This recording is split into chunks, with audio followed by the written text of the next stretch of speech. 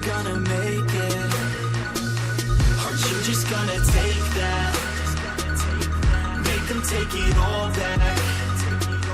Don't tell me you believe that. Are you just gonna take that? Or will you fucking fight back? Or will you fucking fight back? Or will you fucking fight back, back, back, back, back, back, back, back, back,